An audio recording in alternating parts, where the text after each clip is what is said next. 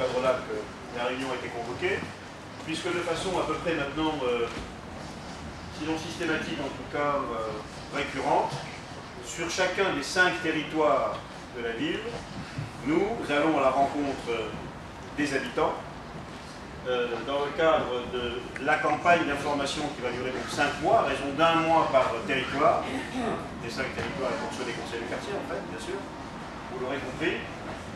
Alors, parfois les employés communaux, ce matin et cet après-midi, nous avons réuni les employés communaux du territoire, service de la proximité d'ici, etc., de manière à leur présenter cette démarche.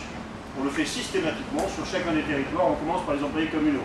Puis ensuite, il y a les conseillers de quartier, bien sûr. Et puis, au-delà des conseillers de quartier, après, suivant les territoires, ça prend des formes diverses. Sur les territoires qui est, comment dire, vers Mitry, on réunira une dizaine de classes, des classes de terminale et BTS du lycée Boileau, puis du lycée Janzé.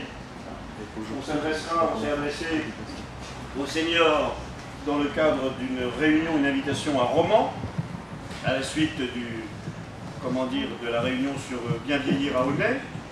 Disons que pour tous les âges, pour tout le monde, on essaye au maximum de multiplier ces rencontres, 50 en tout, hein, sur les 5 mois, 50 en tout, donc à raison en moyenne d'une dizaine par territoire et par mois. En fait, il ne s'agit pas du mois entier, mais il s'agit d'une portion du mois, en général une dizaine de jours.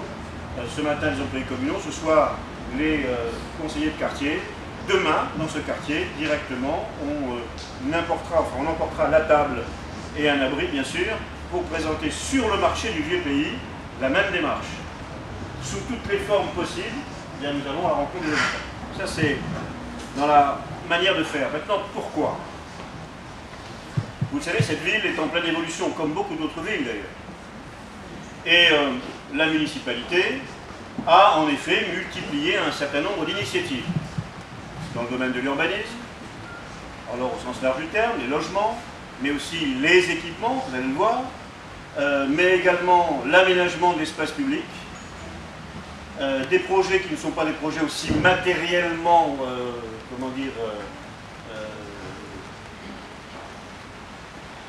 distinguables. Voilà. Pourquoi? Par exemple, nos projets en matière d'éducation, la question de l'aménagement futur et les difficultés que connaît le siège PSA, etc. Et puis, un des reproches, dans une vie politique, il y a forcément bien sûr une opposition, une majorité, hein, c'est la donnée du genre, eh bien, on a subi un certain nombre de critiques. Le fil à plomb d'un certain nombre de ces critiques, c'était que nous n'avions pas de pensée globale. Nous n'avions pas de démarche réfléchie, pensée, avec une logique ou des logiques, mais en gros, nous serions un canard sans tête, courant ici et là, de projet en projet, sans rien mesurer, contrôler, imaginer, penser, au moins relativement. Bon. Eh bien écoutez, nous avons déclenché au mois de juin dernier, vous nous demandez aussi d'avoir une séance du conseil municipal réservée à l'urbanisme, mais aussi au projet de la ville. Nous avons tenu ce conseil municipal extraordinaire avec un débat à l'intérieur et nous en avons décidé de mener, sur les 5-6 mois qui suivaient ce conseil municipal, eh bien, des contacts au plus près de la population pour mener cette discussion avec la population sur le projet de ville. Le projet de ville rassemblant les différentes initiatives avec une cohérence que nous croyons avoir mis en œuvre, être en train de la mettre en œuvre, mais tout ça après c'est évidemment à la population d'en juger. On est à ce moment de la démarche. Nous avons tenu sur un premier territoire les premières réunions, celui-ci est le deuxième dans lequel nous portons cette discussion, avec en particulier un instrument que vous avez pu commencer à regarder, dont nous avons la projection ici. Le prochain écran à partir de samedi, donc de demain, sera un peu plus important et un peu plus visible, mais enfin, on n'y voit quand même pas trop mal quand on n'a pas une trop grande salle, donc comme ce soir. Donc, qu'est-ce que c'est que ce projet de ville? Qu'est-ce que c'est que ces projets? Et pourquoi nous disons un projet de ville? Alors, vous aurez constaté ici, évidemment, chaque icône représente un projet, sous une forme ou sous une autre. Et d'ailleurs, avec cette machine, nous pouvons aller au détail.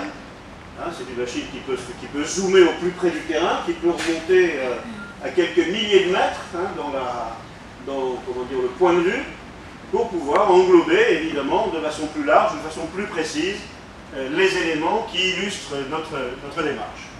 Alors, quelques éléments préalables qui peuvent permettre de faire comprendre le contexte, notamment en matière d'urbanisme et avec toutes les conséquences que cela a. Équipement, notamment école, situation de saturation scolaire dans certains quartiers, qui existe déjà depuis un certain temps, enfin qu'on a commencé à régler, mais qui ne sont pas réglés. Et la ville étant en évolution, cette question va être une question récurrente.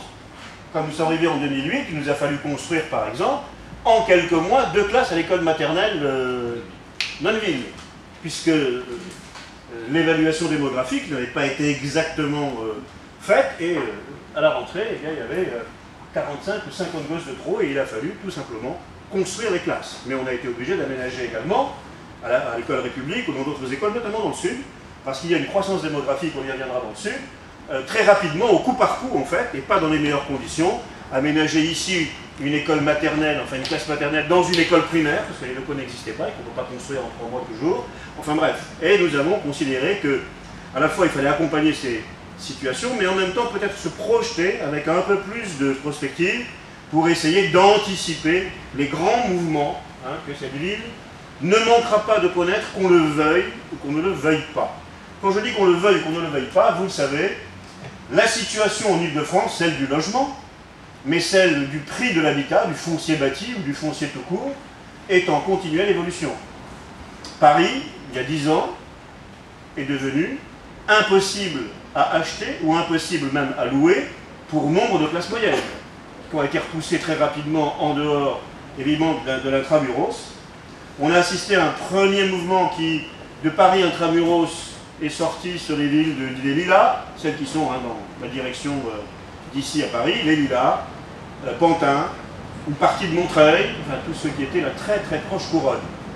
Et puis là encore, la pression se faisant, les prix augmentant, ils ont augmenté aussi chez nous d'ailleurs. On y reviendra, mais de façon beaucoup plus relative. Et donc aujourd'hui, les gens qui ne peuvent plus se loger parce que la pression est prix bâti, eh bien sont poussés au-delà de Pantin, au-delà des Lilas. Et puis sur le chemin, bien, vous rencontrez quoi? Romainville, Bobigny, Bondy, un peu excentré par rapport à nous, sur le chemin de la capitale, Bondy, mais Romainville, donc des villes que nous connaissons tous, et qui n'ont peut-être pas le même caractère d'expression, ni de l'habitat, ni de la façon de vivre. Par exemple, Bobigny, trouver un centre-ville à Bobigny, c'est extrêmement compliqué. Nous en avons 2 ou 3. Le vieux pays, c'est l'ancien cœur historique. Nous avons le quartier de l'Amérique, qui en quelque sorte est un point central, mais surtout le boulevard de Strasbourg, qui est là aussi un point de référence, hein, comment dire, d'un cœur de ville, de ce qu'on appelle un cœur de ville. Bon. Eh bien, aller voir à Bobigny, c'est extrêmement compliqué de trouver un cœur de ville. En gros, vous dire que pour les atouts d'habitat qui existent à Bobigny, une zone pavillonnaire assez importante, bien conçue pour une bonne partie, dégradée, on y reviendra dans certaines autres parties, mais des conditions de vivre, hein, pas de vie simplement, mais de vivre, qui ne sont pas les pires que l'on connaisse dans un département comme la Seine-Saint-Denis. Des équipements culturels importants, de très haut niveau, une école nationale de musique, c'est pas n'importe quoi, le CREA, même s'il n'est pas encore installé dans un équipement, qui est quelque chose qui est unique en France, et d'un extrêmement haut niveau. Nous avons Prévert, qui est un théâtre de qualité, tant dans son architecture que dans les programmations qu'il a, enfin voilà. Et puis quant aux équipements sportifs, n'en parlons pas, nous avons 3 grands complexes sportifs, en dehors des gymnases qui sont ici ou là, 3 grands complexes sportifs, la Rose des Vents, le Vélodrome et le Moulin Neuf. Hein. Et puis ici, disséminé ici et là, tu as pris un abonnement André, ici et là, des gymnases, des salles, des théâtres. Voilà. Et donc en effet, quand les gens ne connaissent pas la ville, mais qu'ils la visitent, eh bien, ils sont plutôt favorablement impressionnés, et que donc on a une véritable attractivité pour les gens qui veulent s'installer. Voilà. Et donc on a en effet cette attraction qui existe. À partir de là, les choses sont très simples. Il est inévitable que cette ville qui est au bord de la fin de la ville dense, puisqu'après on est sur, évidemment, l'aéroport, enfin bref, les champs, hein, même si cet habitat a commencé à se densifier un peu. Je vous rappelle qu'en 1960, moi je suis arrivé au mieux en 66, quand on habitait au Merisier, 100 mètres après, on était dans les champs de blé. Aujourd'hui, évidemment, on a la Rose des Vents, et ainsi de suite. Même d'ailleurs, ce qui est aujourd'hui le complexe sportif de la Rose des Vents n'était à l'époque que des champs de blé, même pas des collines. Le parc Ballanger a été conçu de toutes pièces, et les collines du parc Ballanger ne sont qu'un amas de matériaux terrestres qui ont été retirés dans certaines urbanisations pour être entassés là, et c'est Robert Ballanger qui a eu l'idée, évidemment, de faire cette carrière d'entassement, finalement un grand parc, et tant mieux, parce qu'on a maintenant un vrai grand parc qui a une qualité extrême. Bon. Et donc, qu'on le veuille ou non, cette pression amène à ce que cette ville et toutes les villes alentours se densifient inexorablement. À partir de là, la question se pose. Où on laisse cette densification inexorable se réaliser au petit bonheur, chaque promoteur ayant sa vision des choses, en général c'est plutôt une vision étroite, immédiate, hein, de rentabilité, même si certains sont intelligents, réfléchissent et nous font des produits de bonne qualité, la démarche n'est pas une démarche de pensée globale de la ville. Donc ou bien on essaye, on laisse faire, et ça avait commencé à se faire, hein, ceux qui connaissent un peu la ville, ils connaissent son histoire, le PLU voté en janvier 2008, ouvrait des perspectives de construction à un très haut niveau, les grandes avenues, le CD 115, la rue Jules Princet, l'hypercentre de la gare, tout ça, peut aujourd'hui monter tranquillement à 7 étages. Si, à 7 étages. Et moi, je vous le garantis, et aux 20 cm près. Bien. Alors, on peut travailler sur le PLU. On y reviendra, mais le travail sur le PLU est un travail beaucoup plus important et beaucoup plus long qu'une simple décision pour une modification du PLU. Une transformation en profondeur, c'est au minimum 3 ans. Ou alors, par une série de mesures, on accompagne cette pression qui existe et on essaye de discipliner un tant soit peu ce qui, de toute manière, va surgir de terre. Regardez pour un exemple très simple. Vous prenez aujourd'hui, dans la zone pavillonnaire, le quartier de la rue du 14 juillet. 14 juillet. Vous avez l'exemple typique du surgissement en champignons d'un certain nombre d'immeubles qui ont mité toute cette partie qui, à l'est du boulevard de Strasbourg, en fait, hein, regardez, pardon, l'avenue de Coulmont, oui et non. Mais l'avenue de Coulmont, vous avez raison, on y reviendra comme des exemples sur lesquels on a réussi en partie à discipliner. Rue de Coulmont, il y avait 5 pavillons, 4 avaient été acquis par le promoteur quand on est arrivé. Nous avions un permis de construire posé sur la table, et nous avons discuté pied à pied avec le promoteur en disant non, vous ne construirez pas rue de Coulmont une barre de 60 mètres de long. On a réussi à faire avancer, à lui imposer l'alignement de manière à ce qu'il n'y ait pas trop de décrochage. Voilà, oui c'est joli, mais c'est pas fini. Et on va vous expliquer comment on a essayé de le discipliner. Qu'est-ce qu'on a dit? On lui a dit, écoutez, c'est pas possible, une barre de 60 mètres de long, c'est non. Donc vous allez laisser un espace de respiration d'une douzaine de mètres au milieu et faire 2 bâtiments. Il a dit, écoutez, c'est pas possible, c'est pas équilibré, j'ai besoin de tant de mètres carrés de chaude, donc ça ne va pas, mon opération n'est pas équilibrée, si vous m'obligez à faire ça, je ne peux pas construire. Et puis d'ailleurs, vous ne pouvez pas m'obliger, vous avez un PLU, j'obéis aux règles du PLU, donc je vais en référer au tribunal administratif, je vais perdre 3 ou 4 mois, mais j'aurai mon machin. Très bien, mais vous risquez de ne pas faire de nombreuses opérations dans le futur à Aulnay-sous-Bois. Et puis, on s'est aperçu tout d'un coup que le 5e pavillon, donc le 2e en partant de la gare, n'était pas vendu. Et quand il a été mis en vente, qu'est-ce qu'on a fait? On a immédiatement préempté ce pavillon.